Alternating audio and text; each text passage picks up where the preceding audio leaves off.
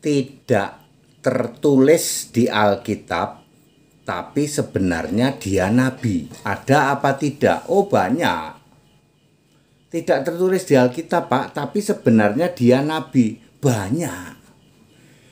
Dengan mendasarkan kepada Efesus 4 ayat 11, dialah atau ialah, yaitu Yesus yang roh, Yesus Tuhan Allah, yang memilih baik rasul, apostel, nabi, prophet, ya, pemberita Injil, evangelis, gembala, pastor, maupun pengajar, teacher, ya. Itu semua untuk memperlengkapi pelayanan pemberitaan Injil Kristus, satu tubuh Kristus.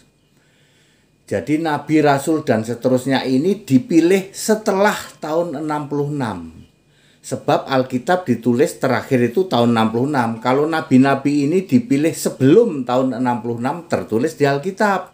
Ya, contohnya Agabus, Silas, ya, Menahem, ya, kemudian siapa lagi tuh, Niger, ya, siapa lagi tuh, ya, banyak, ya, ada 9 nabi perjanjian baru. Kenapa dia tertulis? Karena dipilih sebelum tahun 66 Masehi. Ya, Alkitab selesai ditulis perjanjian baru tahun 66 Masehi. Nabi-nabi yang dipilih oleh Yesus, jadi Yesus terus memilih nabi yang setelah tahun 66 Masehi tentu tidak tertulis di Alkitab. Gitu ya. Mudah kok, ya. Cara mengetahuinya, dia harus dipilih oleh Yesus dengan ciri dia tidak mendirikan agama baru dan tidak menulis atau tidak memunculkan kitab baru. Ya. Yang paling mudah itu kan copy paste edit, gitu. Ada Alkitab tinggal di copy, di paste, diedit, diganti-ganti. Itu paling mudah, ya. Ya, banyak Alkitab banyak dipalsukan seperti itu, di copy, di paste, diedit, ya. Ya, seorang nabi, seorang rasul itu tidak boleh mendirikan ajaran baru, ya. Itu rasul yang asli, nabi yang asli, ya. Oke, mari kita lihat contohnya siapa. Satu adalah Khadijah, ya, Khadijah binti Khuwailid.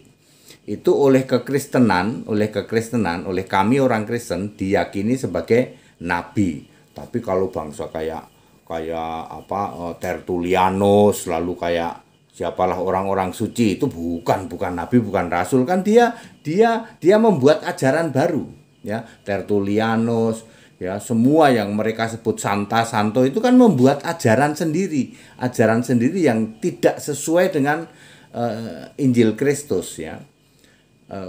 Khadijah binti Khuwailid ini sekitar abad ke-6, ya, 585-an lah, sekitar tahun segitu.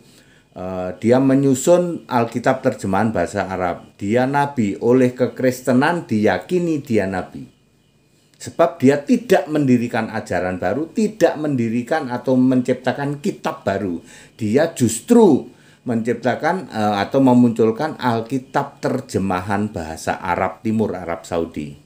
Kedua, Warokah bin Nawfal itu diyakini sebagai nabi karena dia juga membantu Khadijah. Dia adik sepupunya Khadijah, ya. Kemudian yang ketiga, Katem itu adalah suaminya Khadijah. Dia menjadi panutan laki-laki saat itu. Dia Nasrani, tidak disunat, ya. Dia adalah tidak disunat, kemudian tidak poligami, ya. Kemudian dia juga tetap setia, ya, waktu itu banyak berhala tapi dia tetap setia kepada kekristenan. Katem itu suaminya Khadijah. Yang keempat adalah Kaduri itu Zitak Kaduri. Itu orang Israel, tadinya tokoh Israel, tokoh Yahudi lah, ya. Dia tobat lalu memunculkan Kristen Yahudi atau Yahudi Kristen, ya. Dia yang menginisiasi munculnya Alkitab terjemahan bahasa Ibrani. Perjanjian Lama juga Ibrani, Perjanjian Baru juga Ibrani. Dua-duanya Ibrani, Lama sama Baru Ibrani. Disebut orang Kristen Yahudi Kristen. Zitak Kaduri, ya.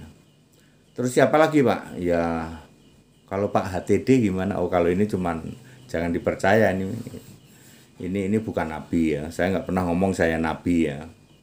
Tapi kan Pak HTD itu membuka sesuatu yang luar biasa di kekristenan, Pak. Ya jangan saya yang ngomong nabi. Kalau Anda mau menilai saya nabi ya silahkan. Kalau saya mah HTD saja.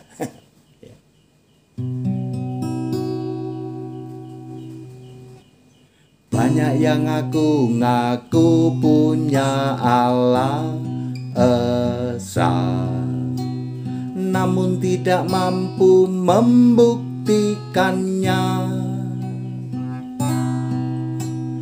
Allah esa itu harus satu roh, punya nama. Yesus Kristus itulah Allah esa. Tidak terbukti Yesus Allah yang esa, satu roh maha hadir, punya nama.